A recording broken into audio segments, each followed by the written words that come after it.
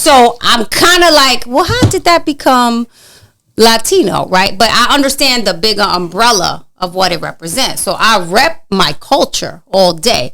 But I think that word is very limiting, right? Yeah. And so they did do that. And I did get kind of like put in that specific box. And I don't like that because I feel like that's what we do. We're always kind of like, separating ourselves and stuff. So culturally, I'm really just hip hop.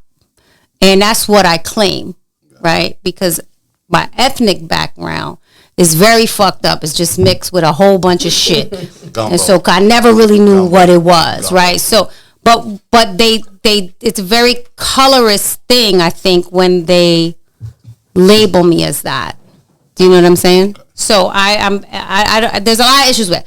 But anyway, that's a different topic. Then the next time we come to your podcast, we're going to talk about that. We're going to break it down. You're coming back. You know that, right? Exactly. You're coming back. You know that. Exactly. Back to this spot in Chattanooga. We're not doing Zoom no more, Cam. Do you remember what's the first thing I said to you when I landed last year? I forgot. Yeah, I do. Look, she said, Rick, she landed at 12 midnight and said, I need some Chick-fil-A. Motherfucker, that's close. It's Thursday night. She landed.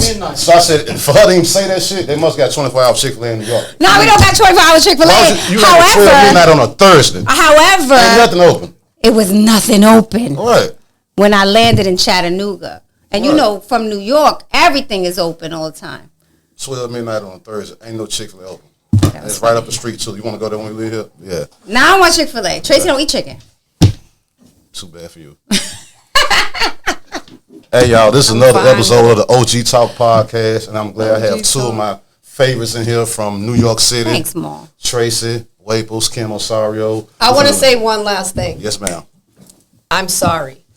That's what I want to say. I don't know what she's sorry for, but don't accept her apology, because she was spending some real shit, so don't accept her apology. She was spending some real shit. And I appreciate y'all again for one coming to the city. And then for two, coming by the studio to do the podcast. This I really great. Appreciate that. Thank you. I love what you're doing for Chattanooga, Maal. Let me just say that on the closeout. It's really true.